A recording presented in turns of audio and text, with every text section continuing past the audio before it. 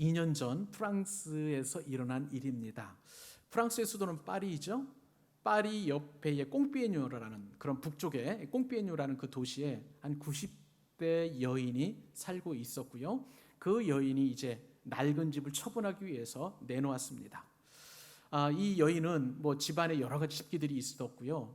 또 그래서 팔만한 것들은 팔고 나머지를 그냥 폐기하려고 그래서 주변에 있는 한 경매사를 초청을 해서 그 집안에 있는 팔 게 무엇인가 그렇게 이렇게 보도록 초청을 하게 되었습니다. 그런데요, 이 경매사가 여기저기 두리번 하면서 보다가 이 조리대 위에 걸려 있는 한 점의 그림 작품을 보게 되었습니다. 이게 심상치가 않은 거예요. 보통 그림이 아니라는 그런 어떤 필이 이렇게 왔던 모양입니다. 그 그림은 가로가 한 20cm 정도, 또 세로가 한 24cm 정도 되는 목판으로 그린 그림인데요. 이 그림은 희롱당하신 예수라는 그러한 제목이 붙어 있는 그림이었습니다. 지금 화면에 이제 그 그림이 나오게 될 터인데, 이 그림을 보고 경매인은 혹시 이탈리아 시대의 원시주의 작품이 아닐까 그런 어떤 이제 생각을 갖게 되었다고 합니다. 이 작품은요, 치마부에라는 그 작가가 그린 그런 작품인데 연도 보시면 아시겠지만 1200년대 작품이었습니다. 그때 당시에 이탈리아에는 어떤 그림의 사조가 있었냐면 원시주의라는 그런 사조가 있었어요. 이 원시주의는 어떤 것이냐? 중세나 또는 고대의 그 미술을 존중하는 사조를 말하는 것이고요. 이 그림을 딱 보면서 심상치 않다는 그런 느낌을 받게 되었습니다. 경매사가 추정하기로는 대략 한 유로로 30만 내지 40만 유로 정도 되겠다. 이건 별로 안 놀라실 텐데요. 우리나라 돈으로 대략 4억 원에서 5억 3천만 원 되는 이만한 그림이 그 정도 되는 거예요. 엄청나죠? 여러분 그림을 안 사보셨나 봐요. 우리 그 이행자 권사님의 작품 제가 얼마나 사랑하는지 몰라요. 얼마 정도 줄지는 모르겠지만 저는 만금을 준다고 해도 안 팝니다. 여하튼 정말 귀한 그림이라고 이렇게 그 느낌이 왔던 모양이에요. 이 작품을 그린 사람은 치마부에라는 사람이고요. 그때 당시에 원시 사조의 어떤 대북격으로 이렇게 많이 알려진 그런 사람이었습니다. 그래서 더 정확한 액면가를 좀 알고 싶었던 것 같아요. 그래서 경매사가 파리에 있는 최고 전문가에게 이 그림을 보내서 감정을 받게 되었는데 여러분 깜짝 놀랄 만한 회신을 받게 되었습니다.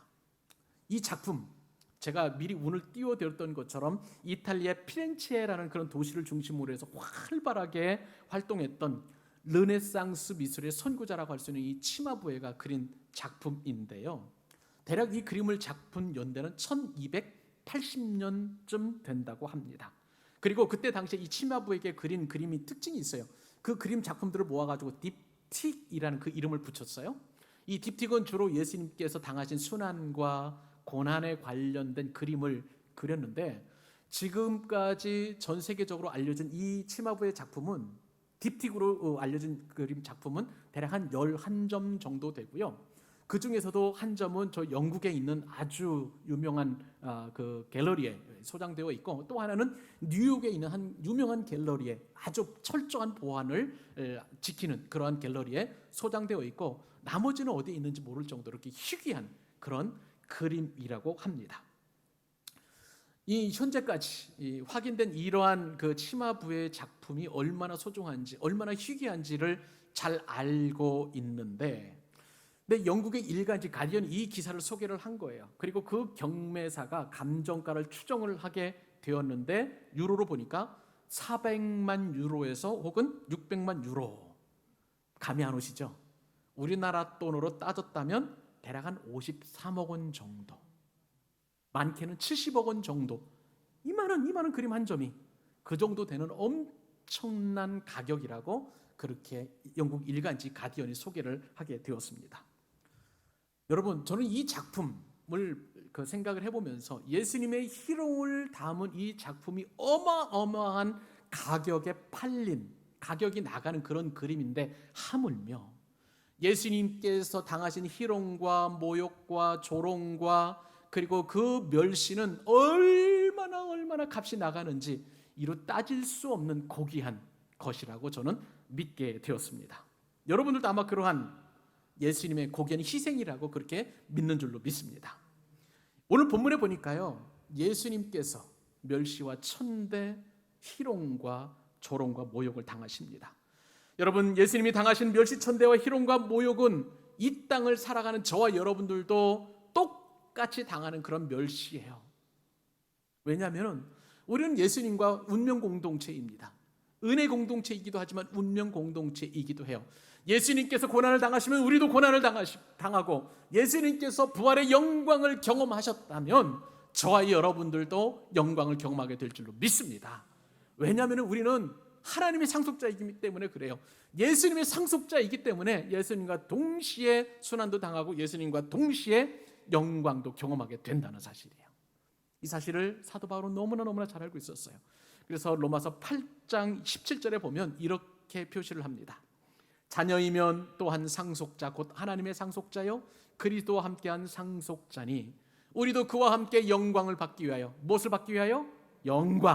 영광을 받기 위하여 고난도 함께 받아야 할 것이니라. 아멘. 여러분, 이 땅을 살아가면서 참 수없이 많은 멸시와 천대와 모욕과 희롱을 당하셨을 것입니다. 우리가 멸시를 당하게 되면, 우리가 희롱을 당하게 되면 그것은 정말 감당할 수 없는 마음의 상처로 다가와요. 나에게 그것이 쓴뿌리가 됩니다. 어디 그뿐입니까? 나의 신앙 성장을 가로막게 되고, 나는 그 멸시 때문에 분노하게 되고, 때로는 슬픔 가운데 빠져서 좌절하고 절망하게 되는 연약한 그런 심성을 가진 사람들이에요. 여러분 생각을 해보세요. 지난 시간까지, 아니 여러분 그 일생 가운데 당했던 그런 멸시, 천대, 여러분의 마음에, 여러분의 기억 속에 쉽게 사라집니까? 아니에요. 계속 그 멸시와 천대와 조롱과 그 희롱은 아마 우리가 죽기까지 그것은 사라지지 않을 거예요. 그렇지 않겠습니까? 여러분, 혹시 여러분들 가운데 멸시를 받으셨다면, 천대를 받으셨다면, 오늘 저와 여러분을 위해서 멸시 천대를 받으신 예수님을 깊이 만나실 수 있기를 바랍니다.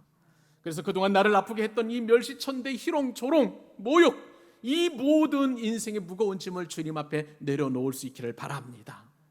여러분이 만약에 그 상황 가운데 있다면 이거 한 가지만 생각하십시오. 예수님이라면 이 상황에서 어떻게 하셨을까?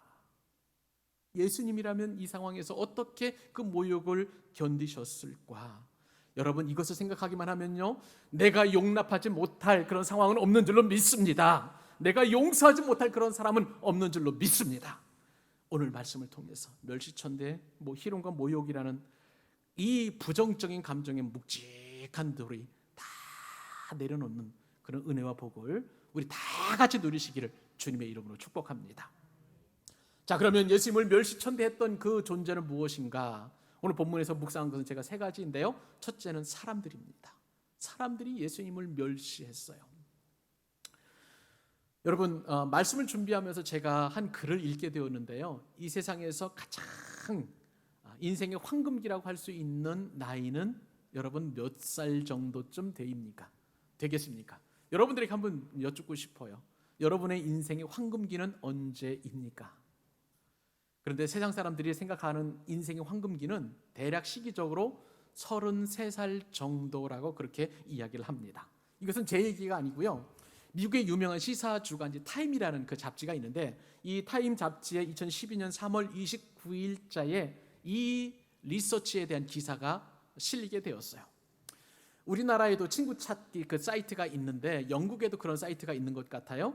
프렌즐리 유나이티드라는 그 친구 찾기 사이트에서 사람들에게 설문을 했다고 합니다. 여러분의 인생 가운데서 40살 이상의 그 사람들에게 여러분의 인생 가운데서 가장 행복했던 시기는 언제입니까? 라고 이렇게 물었더니 무려 응답자의 70% 정도가 33살이다. 그렇게 말을 했다는 거예요. 저도 33살 때 뭐 했는가 생각을 해보니까 28살에 결혼을 하고 저희 할인이와 하영이가 있었고, 또 나름대로 직장에서 이렇게 점점 승진의 가도를 밟아가는 그러한 인생의 조금 중흥기라고 할 수 있는 그런 시기였다고 생각이 됩니다. 여러분, 33세는 인생에 있어서 모든 사람들이, 그리고 대다수의 사람들이 이야기를 하기를 인생에 있어서 황금기다라고 그렇게 이야기를 합니다.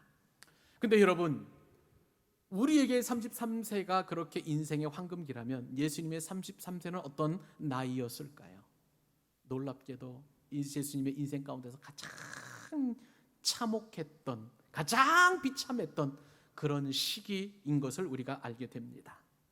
여러분, 오늘 33살의 예수님께서는 가장 수치스럽고 가장 모욕적인 그러한 멸시와 천대를 받으시고 지금 빌라도의 재판을 받고 그 재판장에서 끌려나가는 그런 수치를 당하고 계시는 것입니다. 그 말씀이 오늘 본문 27절에 있는데요, 이 말씀의 깊은 의미를 받기 위해서 같이 한번 읽어보도록 하십시다. 자, 시작. 이에 총독의 군병들이 예수를 데리고 관정 안으로 들어가서 온 군대를 그에게로 모으고, 빌라도는 바라바를 놓아주는 대신에 예수님을 십자가에 못 박히도록 그렇게 내어주었습니다. 판결을 내린 것이죠. 그 판결을 받자마자 로마 군인들이 예수님을 끌고 간 거예요. 모시고 간 게 아니라 끌고 갔습니다. 그리고 그 끌고 간 것은 오늘 마태복음에서는 관정이라고 표현하고 있는데, 똑같은 본문에서 마가복음 15장 16절에 따르면 이곳을 특정한 이름을 불러서 칭하고 있는 것을 보게 됩니다. 마가복음 15장 16절을 제가 읽어드리겠어요. 군인들이 예수를 끌고, 자, 어디입니까? 브라이도리온이라는 뜰 안으로 끌고 가서 온 군대를 모으고,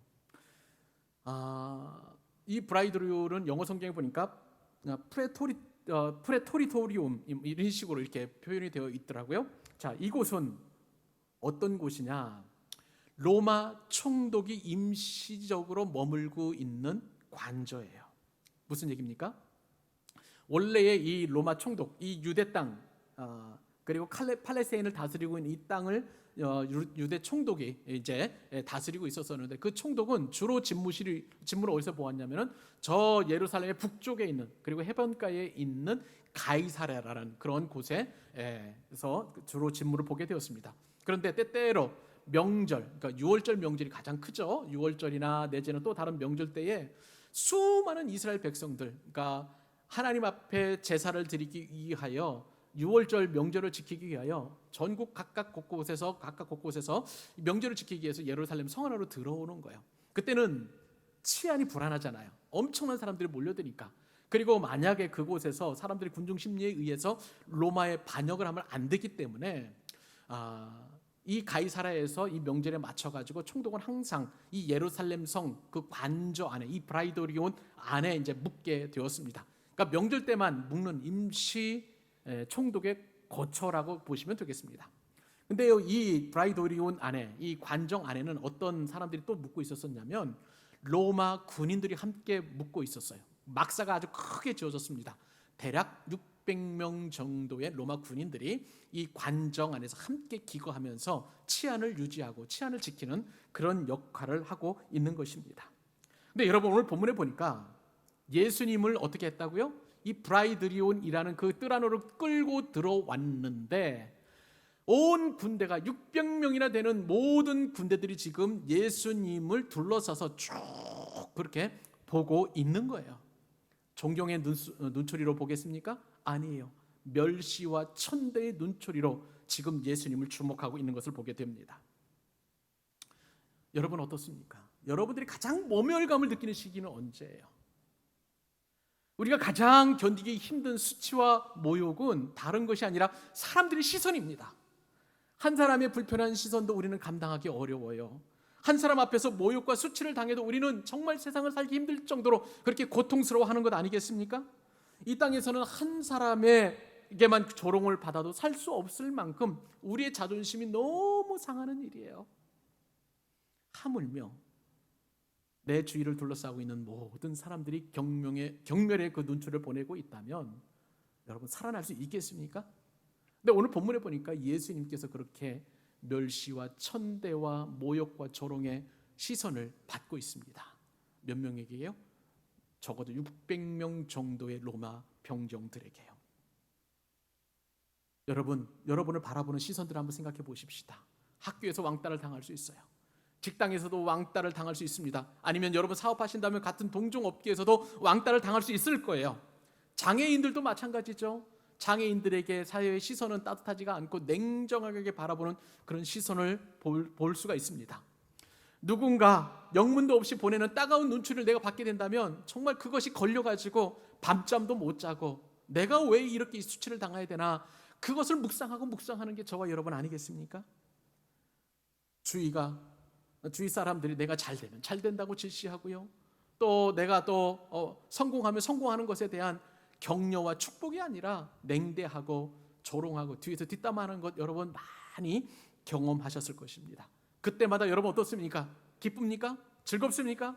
아니잖아요. 너무나 고통스럽고 너무나 수치스러운 거 여러분이 다 그렇게 경험하셨을 것입니다. 예수님은 십자가 지르시기 가기 전에 가야바 법정에서 수많은 사람들의 그 비난의 눈초리를 받으셨습니다. 그리고 빌라도 법정에 끌려감을 당하셔서 그 법정에서 빌라도에게도 그리고 수많은 무리들에게도 그렇게 멸시와 천대의 눈초리를 받으셨고요. 지금은 그 법정에서도 끌려 나와서 이 관정 프라이도리온 안에서 로마 병정들에게, 이방 민족들입니다, 예수님께서는 모멸의 그리고 멸시의 그 시선을 받고 계시는 거예요. 우리도 예수님처럼 친구들 사이에서 이런 시선을 받을 수가 있습니다. 가정에서도 마찬가지예요. 학교에서도 그럴 수 있어요. 그리고 직장에서도, 심지어는 저와 여러분들이 교회에서도 멸시와 천대의 눈치를 받을 수 있다는 것입니다. 그럴 때 우리는 어떻게 해야 될까요? 예수님을 생각해야 합니다. 예수님을 기억해야만 하는 것입니다. 예수님께서 받으신 이 멸시 천대는요, 그 순간만큼 딱 먼저 정해진 게 아니었어요. 그 순간에 딱 결정된 게 아니었어요. 이미 주전 700년 전에 이사야 선지자를 통해서 예수님께서 이러한 멸시를 당하실 것을 오래전에 그렇게 예언을 하고 그 예언의 말씀대로 예수님께서는 이 멸시를 당하시게 되었습니다. 이사야 53장 3절 말씀에 성경에 이렇게 기록되어 있습니다. 그는 멸시를 받아 사람들에게 버림받았으며 간고를 많이 겪었으며 질고를 아는 자라. 마치 사람들이 그에게서 얼굴을 가리는 것 같이 멸시를 당하였고 안면볼수를 당했다는 거예요. 이렇게 우리도 그를 귀히 여기지 아니하였도다. 여러분, 여기 보면 이사야 선지자가 고발합니다. 예수님에게 멸시천대 그리고 얼굴을 돌리는 그 조롱은 다른 사람들이 아니라 우리도라는 거예요. 저와 여러분도 이 안에 포함되어 있다는 것을 이사야 선지자는, 그리고 이사야 선지자에게 이 성경 말씀을 기록하게 하신 성령님께서는 분명하게 지적하고 있는 것을 보게 됩니다. 하나님의 아들이신 예수님은요, 메시아로서 말씀대로 그렇게 수치와 모멸과 천대와 멸시를 당하셨습니다. 여러분, 이런 상황에서 우리도 한번 깊이 생각해 보아야 될 것은요, 예수님께서 어떻게 이 멸시를 이겨내셨는가 하는 거예요. 분명한 것은 우리가 사람을 사랑하고 누군가의 사랑받는 것도 참 중요한 것입니다만은 여러분, 더 중요한 게 있어요. 우리가 받은 사랑으로 수치와 모욕을 이겨내야 될 줄로 믿습니다. 무슨 말입니까? 여러분, 우리는 멸시를 당할 때 내가 누군데 하는 그런 마음이 있잖아요. 도대체 저 사람이 뭔데 나를 이렇게 멸시하느냐, 그런 생각도 할 수 있습니다. 그리고 내가 이렇게 했는데 어떻게 나에게 면목감을 줄 수 있느냐, 그러한 마음이 있을 수 있겠는데요, 이것을 이겨내는 방법은 다른 게 아니라 예수님처럼 사랑을 받으면, 충만하게 받으면 그것을 이겨내게 되는 거예요. 이사야서 말씀을 보니까 예수님께서 이렇게 멸시를 당하셨는데 그 멸시를 이겨내신 가장 중요한 포인트는 뭐냐면요, 하나님 아버지의 사랑이었어요. 세상 모든 사람들이 다 이 예수님을 멸시하고 조롱하고 모욕하고 천대한다 할지라도 아버지의 사랑은 그 모든 날카로운 시선 그리고 얄미운 시선들을 다 이겨낼 수 있을 만큼 그 사랑이 충만하셨다는 거예요. 그 사랑으로 예수님은 이 모멸을 이겨내실 수 있었던 거예요. 마찬가지입니다. 그 예수님께서 저와 여러분을 넘치도록 충만하게 사랑하시는 줄로 믿습니다. 그러므로 여러분, 그 사랑으로 우리는 멸시를 이겨내야 될 거예요. 천대를 이겨내게 될 거예요. 만약에 우리가 그것을 이겨내지 못한다면 우리는 그만큼 하나님의 사랑, 예수님의 사랑을 충만하게 받지 못한 증거라고 여기시면 되겠습니다. 멸시를 당하실 때마다요, 하나님 나를 사랑하여 주옵소서. 이 멸시와 수치를 당할 만큼 당하고 있는 이것을 이겨낼 수 있을 만큼 큰 사랑 주옵소서. 그렇게 지혜롭게 기도하는 여러분 되실 수 있기를 바랍니다. 오늘 예수님께서는 또 수치와 멸시를 당하셨는데요, 그 수치와 멸시는 또 무엇인가? 옷벗김을 당하는 것과 그리고 붉은 옷인 홍포를 입는 것이었습니다. 여러분, 예수님께서 옷벗김을 당하셨다고 성경에 기록되어 있는데 누군가로부터 여러분도 누구 옷벗김을 당하신 적이 있으신가요? 저는 말씀을 준비해 보면서 제 자신을 보니까 대략 10살 미만 때까지 어머니에게로부터 옷벗김을 당했습니다. 무슨 얘기냐면요, 목욕을 할 때 어머니는 제 위도를 훌렁 벗기시고 아랫도리를 확 내리셔가지고 우리 삼형제를 이제 큰 고무대야에 있는 그 물로 이렇게 넣게 했던 것을 보게 됩니다. 그때 당시에는 지금처럼 욕실이 없었어요. 목욕할 수 있는 공간도 없었습니다. 그러니까 부엌 한켠에 그 고무다를 놓으시고, 그리고 그 다음에 이제 연탄불로 펄펄 끓인 그 물을 붓고 온도를 맞춰가지고 삼형제 옷을 벗겨가지고 그 안에 넣어서 목욕을 시켰습니다. 같이 목욕한 분이 저기 권용배 집사님 여기 계십니다. 함께. 자, 그런데 여러분, 저에게 있어서는요, 이 옷벗김이 나쁜 게 아니에요. 굉장히 좋은 추억이고 아주 기분 좋은 그러한 어떤 제 옛날 그런 생각이기도 합니다. 근데 여러분, 오늘 본문에서 보니까 오늘 정말 예수님께서 33살이잖아요. 성인 남성입니다. 그런데 성인 남성이신 예수님께서 로마 군인들로부터 옷 벗김을 당한다는 거예요. 그것도 그냥 당하는 것이 아니라 온 로마의 병정들이 보는 앞에서 옷 벗김을 당하고 있습니다. 오늘 본문 28절이죠. 제가 읽어드리겠습니다. 그의 옷을 벗기고 홍포를 입히며. 원래 옷이라는 것 왜 입습니까, 여러분? 가장 기본적인 것은 보호 기능이에요. 그렇죠? 햇빛이나 아니면은 외부 환경으로부터 우리 피부를 보호하기, 내 몸을 보호하기 위하여 그렇게 옷을 입는 것을 보게 됩니다. 그렇죠? 만약에 지금 이제 뭐 너무 이렇게 날씨가 더우면 날씨가 추우면 옷을 입고 그렇게 보호 기능을 하는 것이죠.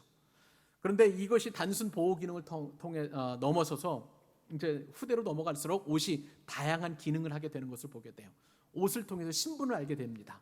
옷을 통해서 그 사람의 신분도 알게 되고요, 옷을 통해서 그 사람이 얼마나 잘 사는지도 아는 그런 어떤 판가름하는 그런 어떤 그 잣대가 되기도 하는 것이죠. 옛날에 입는 옷은 아주 특별했습니다. 왕이 입는 특별한 옷이 있었어요. 골룡포라는 것을 입고요, 또 귀족이나 또 대신들이 입는 옷도 특별한 것을 보게 됩니다. 평소 일을 하는 평민들의 입장에서 보면 항상 일을 할 수 있는 그런 복장이 되겠죠. 그러나 이 평민들이 또 때로는 좋은 옷을 입을 때가 있어요. 특별한 옷을 입을 때는 인생에 애경사가 있을 때 그렇습니다. 결혼식이나 아니면 또한 장례식이 있을 때 아주 특별한 옷을 입게 되는 것이죠. 그리고 지금은 이 옷이 누구나 다 옷을 안 입는 사람은 없겠지만 신분의 부유의 상징이 되었어요. 그래서 누구나 다 명품 옷을 즐겨 입고 비싼 옷을 입음으로 말미암아 내가 지금 이만큼의 돈을 가지고 있다, 이러한 좋은 옷을 살 수 있을 만큼의 돈을 가지고 있다라는 그러한 치부의 수단으로, 그리고 자기 과시를 위한 수단으로 이 옷이 등장하고 있는 것이죠. 근데 여러분, 성경에서는요, 이 옷을 아주 특별하게 생각을 합니다. 왜냐하면 성경에서 최초로 옷을 입은 사람은 아담과 하와인데, 에덴 동산에서 범죄함으로 말미암아 자신의 그 수치를 발견하게 되었거든요. 그래서 아담과 하와는 무화과 잎을 따가지고 자신의 중요한 부위들을 가리고 수치를 가리웠어요. 하나님께서는 그러한 아담과 하와를 불쌍히 여기시고 짐승을 잡아서 가죽 옷을 입히심으로 말미암아 그 수치를 완전히 가려주신 것을 보게 됩니다. 이처럼 옷을 입는다는 것은 내 수치를 가리는 것을 보게 돼요. 근데 오늘 본문에 보니까 로마 군인들이 예수님의 옷을 벗김으로 말미암아 다시 그 수치가 드러나게 되는 것을 보게 됩니다. 예수님은 원래 죄가 없으신 분이세요. 무흠하신 분이시고 무죄하신 분이십니다.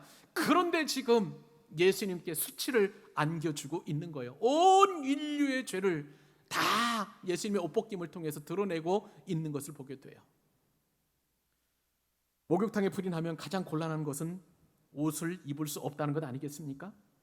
옷을 입지 못하는 모멸감과 수치감은 이루 말할 수 없을 것입니다. 하물며 옷벗김을 당한 그 예수님의 수치가 얼마나 컸을까요? 다윗은요, 이러한 옷벗김을 당한 예수님에 대한 수치를 시편 22편 1절과 6절에서 이렇게 표현합니다. 하나님이여, 내 하나님이여, 어찌하여 나를 버리셨나이까? 어찌 나를 멀리하여 돕지 아니하시오며 내 신음소리를 듣지 아니하시나이까? 나는 본래요 사람이 아니라 사람의 비방거리요 백성의 조롱거리니이다. 옷을 입지 않은 사람들은 사람들에게 가장 큰 모멸감을 그런 느끼게 되는 것을 보게 됩니다. 그것도 내가 아니라 남으로부터 옷벗김을 당한다. 이것은 정말 비극적인 일이죠. 다윗은 왕이었습니다. 그러나 오늘 옷벗김을 당한 이 예수님께서는 만왕의 왕이세요. 온 우주와 온 피조물이 찬송과 경배와 영광과 찬양을 받으시기에 합당하신 그 주님께서 저와 여러분의 죄를 위하여 로마 군인들로부터 옷벗김을 당하는 수치를 경험하고 계시는 거예요. 여러분, 흔히 우리 옷벗김을 당한다, 옷을 벗는다고 할 때 이것은 좋은 추억이 아닙니다. 굉장히 모멸감을 느끼게 되는 것이죠. 제가 예전에 섬기던 교회에서 한 집사님의 신방 요청을 받게 되었습니다. 그 집사님은요, 은행 지점장이에요. 그것도 잘 나가는 유명한 은행의 지점장이었습니다. 여러분, 한 10여 년 전에 또 한 그 정도 되는 그 지위를 갖게 있으면 얼마나 영광스럽겠어요. 근데 하루아침에 옷을 벗게 되었습니다. 은행이 구조조정이 들어가게 되었는데, 여러분, 시대가 자꾸 발전하면서 모바일이나 아니면 내지는 컴퓨터를 통해서 은행 업무를 처리하다 보니까 은행이 많이 필요 없잖아요. 그러니까 지점 점포수를 줄여 나가는 그런 상황 속에서 이 지점장님 되신 집사님도 한 은행 지점의 지점장이었는데 다른 지점장에 비해서 성과가 그렇게 높지 않으니까 바로 옷 벗으라고 이렇게 회사로부터, 은행으로부터 그렇게 연락을 받게 되었고, 이것이 얼마나 고통스럽고 수치와 모멸감을 당했는지, 그래서 저를 신방을 초청을 해서 하나님의 말씀을 통해서 위로를 받도록 그렇게 또 저를 신방했던 것을 보게 됩니다. 그때 집사님 참 우시는 장면을 보고 마음이 찡했던 것을 제가 경험하게 되었습니다. 여러분, 예수님께서는요, 메시아이시세요. 온 인류의 구주야 아니시겠습니까? 우리가 경배와 찬양을 드리기에도 부족함이 없는 그 주님께서 수치를 당하시는 이 옷벗김을 당하셨다니 정말 얼마나 큰 수치와 모욕인지 우리는 상상도 못할 그 멸시를 주님께서 지금 당하고 계시는 거예요. 로마 군인들은요, 이렇게 멸시를, 옷벗김을 통해서 예수님을 멸시한 그 다음에 어떤 옷을 입히셨는지 아세요? 홍포를 입히셨습니다. 홍포는 무엇입니까? 붉은 옷이에요. 붉은 옷. 원래 로마 병정들은요, 로마 황제의 색깔인 붉은 망토를 등 뒤에 걸치고 전쟁터에 나가거나 아니면은 자신들의 고유 업무를 진행하게 되었습니다. 그런데 여러분, 이 로마 병정이 걸친 망토가 얼마나 오래되고 낡았는지 빨간색이 자꾸 햇빛을 받게 되면은 변색이 되잖아요. 그래서 자색이 되었습니다. 지금 마태복음에는 홍포를 입혔다고 그렇게 되어 있지만 마가복음이나 요한복음에 따르면 그 옷이 홍포가 아니에요. 자색 옷이에요. 낡고 낡은 그런 옷을 예수님께 입힌 것을 보게 됩니다.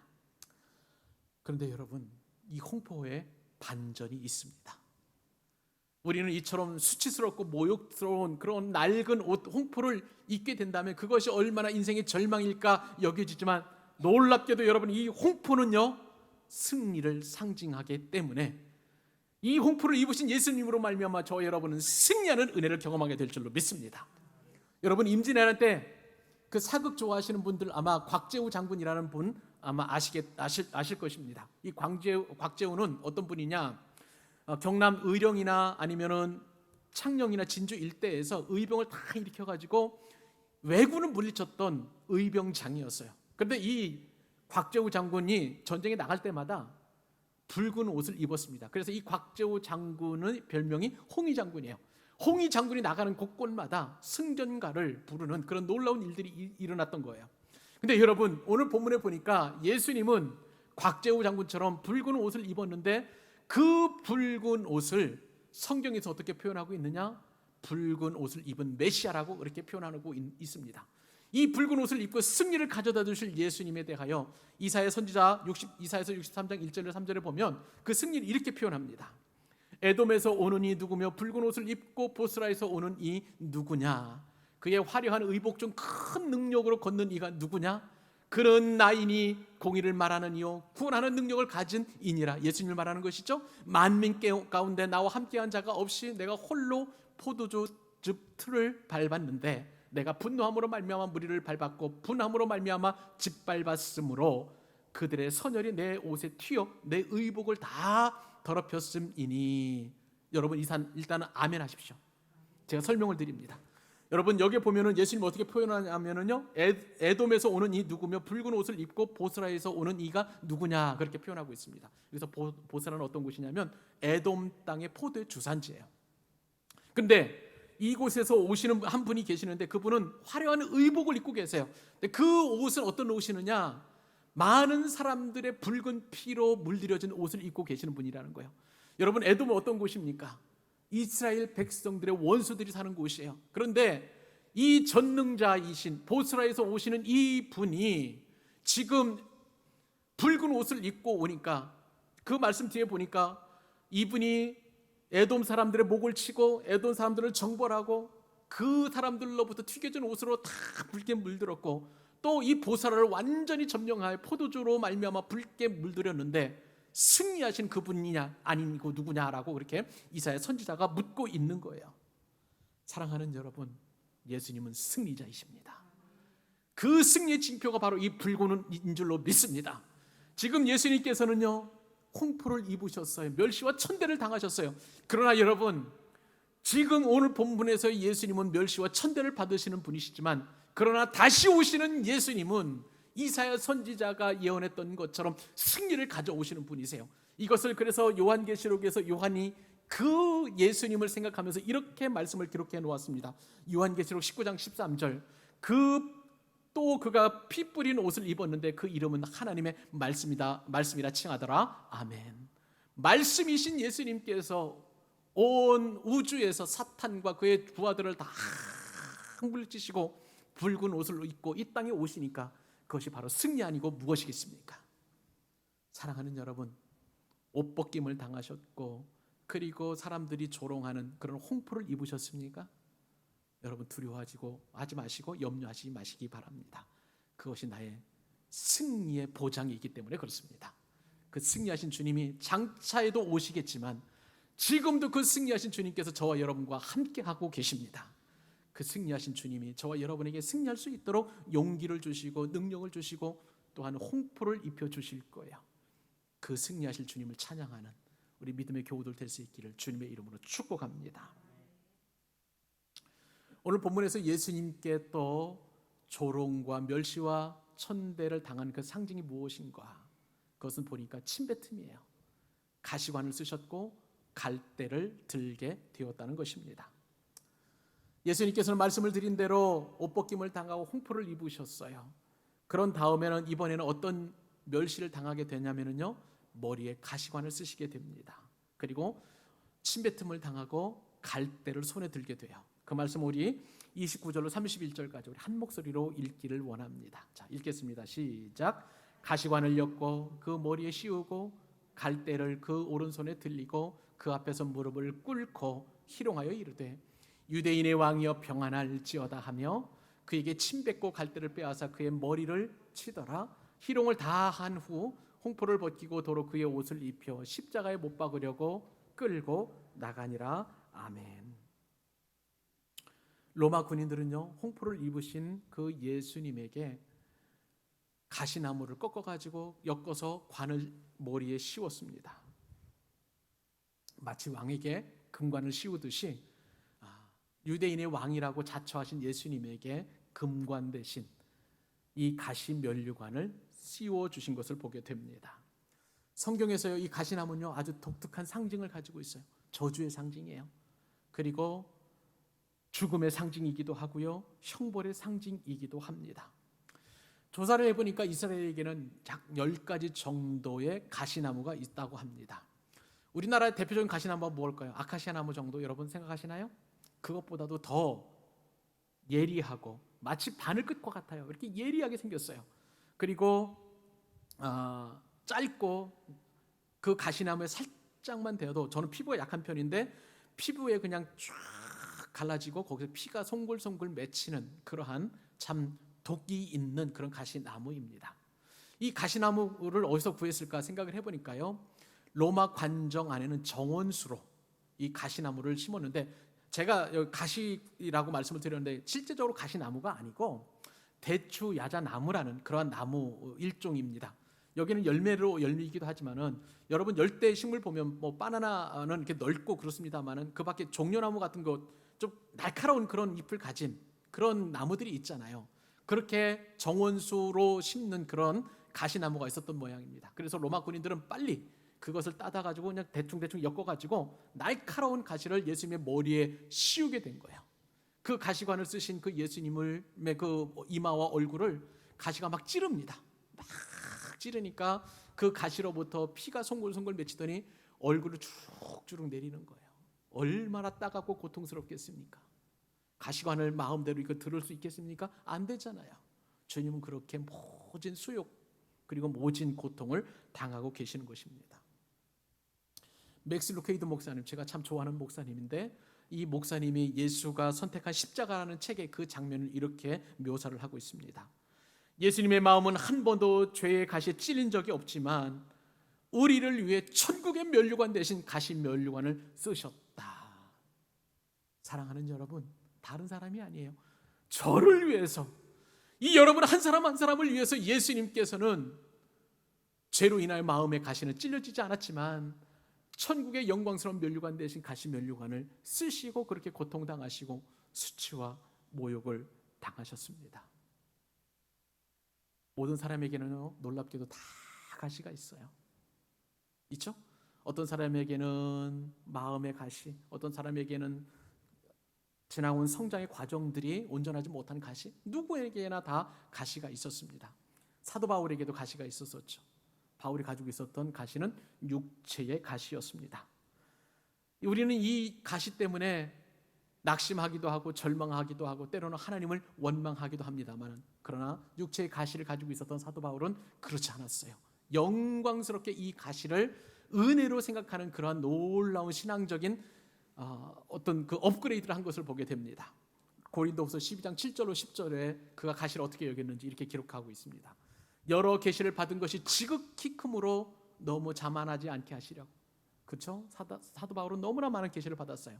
가시 곧 사탄의 사자를 주셨으니 이는 나를 쳐서 너무 자만하지 않게 하려 하심이라. 이것이 내게서 떠나가기 위하여 내가 3번 주께 간구하였더니 주께서 나에게 이르시기를 내 은혜가 내게 족하도다. 이는 내 능력이 약한 데서 온전하여 짐이라 하신지라. 그러므로 도리어 크게 기뻐함으로 나의 여러 약한 것들에 대하여 자랑하리니 이는 그리스도의 능력이 내게 머물게 하려 함이라. 그러므로 내가 그리스도를 위하여 약한 것들과 능력과 궁핍과 박해와 곤고를 기뻐하노니 할렐루야. 이는 내가 약한 그때의 강함이라. 아멘. 바울은요, 이 육체의 가시 때문에 하나님의 은혜가 그 약한 데서 강하여지게 된다는 그 원리를 알게 되었어요. 여러분에게 어떤 가시가 있든지 여러분 그 가시로 말미암아 주님께서 여러분을 은혜를 주시고 여러분을 자고하지 않도록 자만하지 않도록 그것을 또한 기뻐하는 자랑거리로 삼게 하여 주신 줄로 믿습니다. 그러나 여러분 가시는 참 고통스러워요. 너무나 힘겹습니다. 말씀을 통해서 우리가 이 가시의 소중함을 알지 못하면 우리는 이겨낼 수가 없는 거예요. 그리고 이 예수님께서 가시 면류관을 쓰신 이후에 예수님 어떤 조롱을 당하십니까? 침뱉음을 당하세요. 여러분 누군가로부터 침뱉음을 당하신 경험이 있으세요? 저는 아직까지는 한 번도 없는 것 같습니다. 그게 인생을 잘 사는 것인지는 잘 모르겠습니다만은 그런 침뱉음을 당하셨고, 그러나 이전 교회에서 저는 생각을 해보니까 멸시와 눈총의 그런 멸시의 그런 눈초리를 받은 그런 기억은 납니다.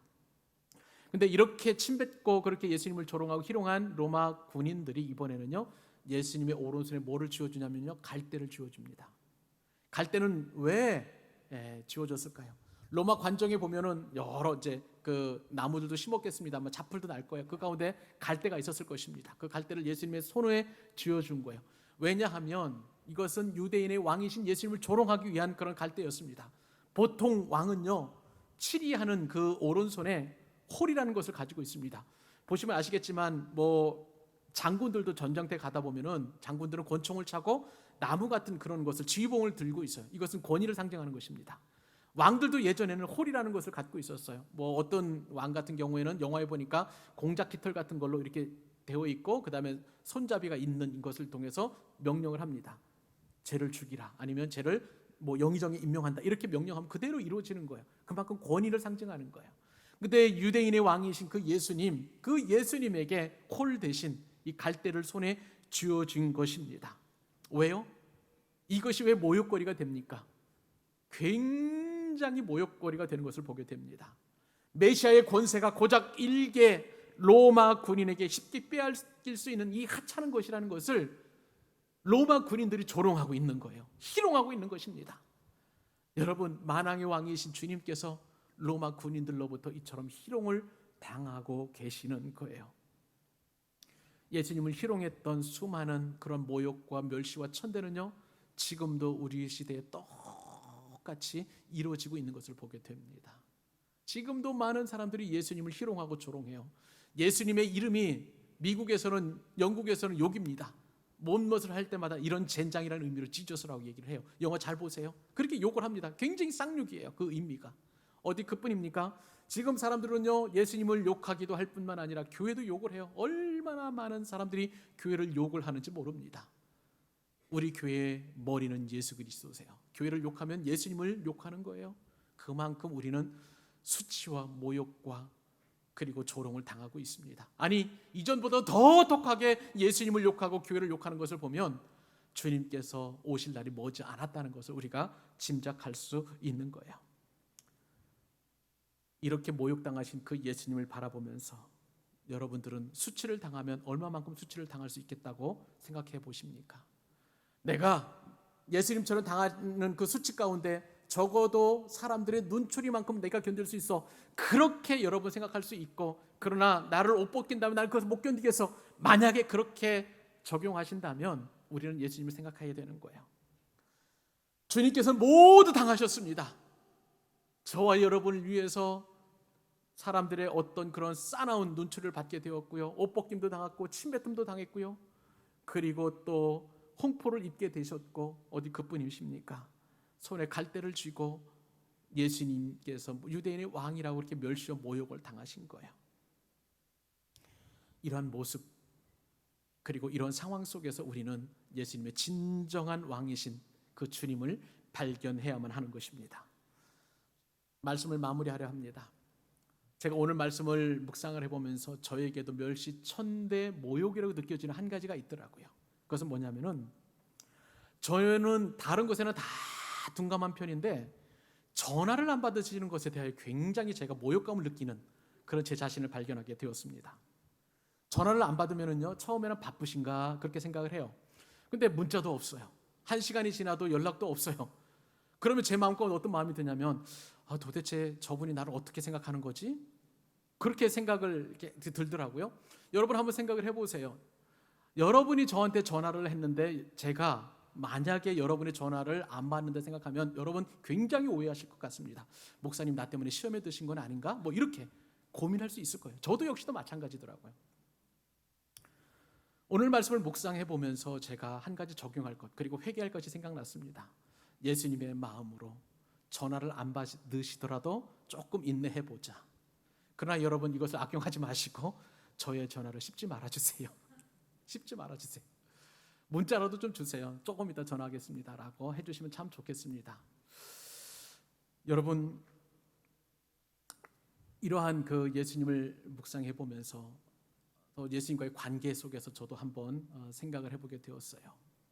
전화를 무시하는 것에 대해 제가 모멸감을 느낀다면 예수님께서는 얼마나 많이 저에게 씹힘을 당하시는 모욕을 당하셨는가. 무슨 말씀인가 하면, 주님께서 저하고 약속한 시간이 있거든요. 새벽 기도의 시간, 그 다음에 아침에 저도 한 8시 반에 교회 오거든요. 와서 하나님의 말씀을 깊이 묵상하고 하루를 시작합니다. 그런데 어느 때 보면은 일이 많고 그 다음에 정말 빠르게 처리해야 될 일이 있으면 그냥 넘어가요. 의도적으로 넘어갑니다. 주님 오늘 이해해 주시겠지 하는 마음으로. 근데 주님 그렇게 그 약속된 시간에 씹힘을 당하는 거예요. 저도 그렇게 많은 분들에게 전화시킴이 대하여 못 견뎌 하는데 예수님이 얼마나 모멸감을 느끼실까 생각을 해봅니다. 아까 광고 시간에도 말씀을 드렸습니다마는 예수님께서 여러분들과 만남의 시간을 정해주셨잖아요. 10시 40분, 11시 40분 이렇게 약속 시간을 정했음에도 불구하고 혹시 습관적으로 늦고 계신다면 예수님을 모멸하는 거예요. 여러분 한번 깊이 생각하시고 삶의 태도를 조금씩 바꾸어 나갈 수 있기를 바랍니다. 여러분, 주님은 저와 여러분을 위하여 아무런 죄도 없으신 분이 이처럼 수치와 멸시와 조롱과 희롱을 당하셨습니다. 우리 역시도 그러한 수치와 모욕과 희롱 얼마든지 당할 수 있을 거예요. 여러분 가운데에 혹시 직장 상사로부터 아니면 어른으로부터 아니면 자식으로부터 우리는 언제나 어디서나 누구로부터 이렇게 멸시천대 그리고 또 조롱과 희롱을 당할 수 있습니다. 그때마다 예수님 생각하십시다.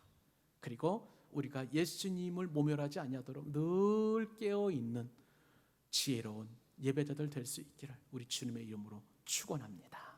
기도하겠습니다.